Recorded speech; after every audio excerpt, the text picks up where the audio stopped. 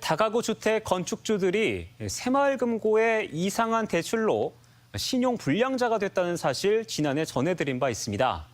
해당 금고 이사장과 시공사 대표 이사가 전직 익산시 의원 출신이어서 짬짬이 의혹이 불거지기도 했습니다. 직원 3명이 파면된 가운데 이사장은 여전히 자리를 지키고 있고 경찰 수사는 1년째 답보 상태여서 피해자들만 가슴을 치고 있습니다. 이주연 기자입니다.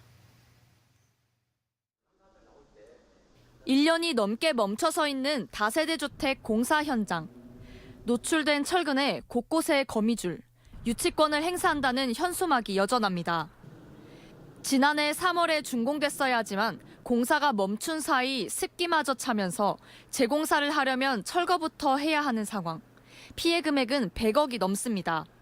저희 투자자들 및 건축주들이 정말 지금 경제적인 이유로 해서 신용 불량자가 됐고 극심한 생활고에 시달리고 있습니다. 공사를 하지도 않았는데 새마을금고 측이 대금을 지급해버렸기 때문입니다.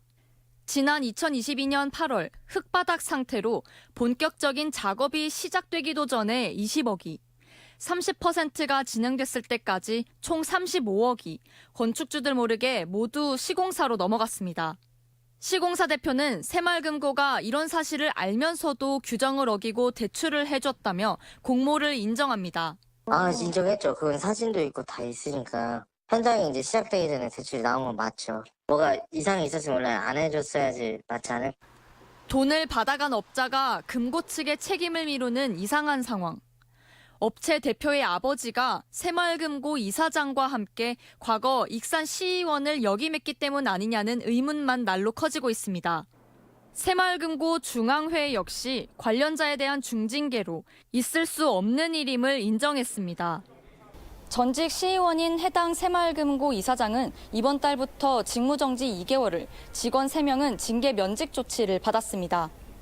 한도대출 임의출금과 기성고대출 취급 부적정 등을 모두 인정한 겁니다.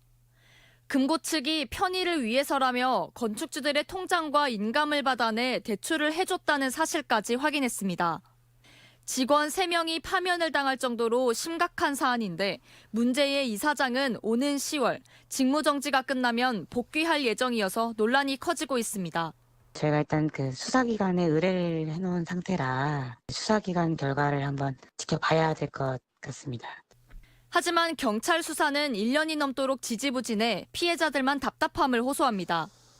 전직 시의원들만 빠진 꼬리 자르기 수사로 흐르는 것 아니냐는 의문만 무성합니다. 무슨 의혹이 가죠, 당연히.